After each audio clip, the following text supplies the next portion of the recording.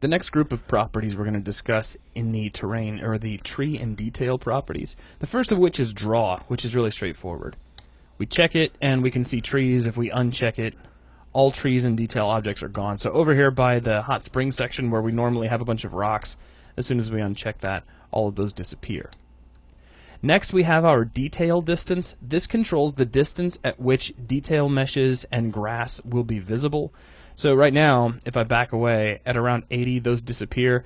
If I increase this distance, those detail meshes come back in. And that's really exactly what you're controlling, is the point at which those will stop rendering.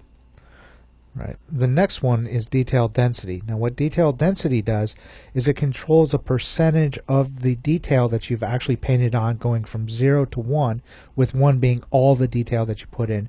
And as you decrease it, you can throttle back on the amount of detail that is actually shown. Right. It's just a customization value, so you can pull that back even after you've painted in your detail. Next we have our tree distance.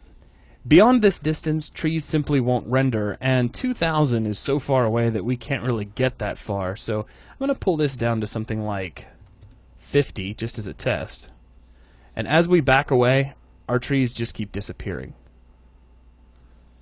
And I can take it and slide it back out, and you'll notice trees repopulate back into the background. So again, it's just a visibility set for your trees beyond which they simply aren't visible anymore. Right. The next one is billboard start. Billboard start is the distance at which our polygon trees near the camera start switching over to be billboard cutouts of our trees. And this is a lot easier to visualize if we take our draw mode and switch it over to overdraw. Right now we can see that these are all polygon trees, but as we back away, they transition over to billboards. And so what we're doing literally is we're controlling the distance at which that takes place in meters.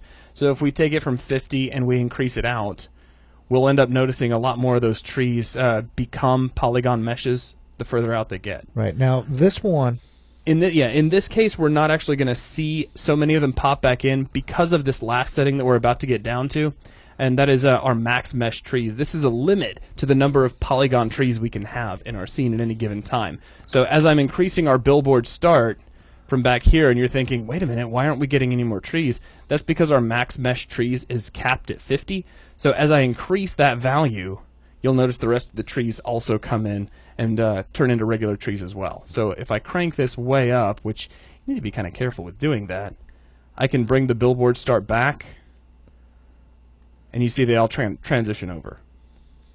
Now we also have the fade length. Now to really show this off, I need to pull my billboard start back to about 50, and let's pull the max mesh trees back down to its default of 50 as well. I also have to get out of overdraw mode because it's not going to show up very well. But what fade length is going to do is control the distance over which we blend from a polygon tree to a billboard tree. So if we start moving closer to these trees, it can be a little bit tricky to visualize. But they're actually kind of fading out. Like right here, if you look where the mouse cursor is, as I back up, there's kind of a flattening effect that takes place as we go away. And that's what we're controlling. How far the camera is going to move for that transition to take place.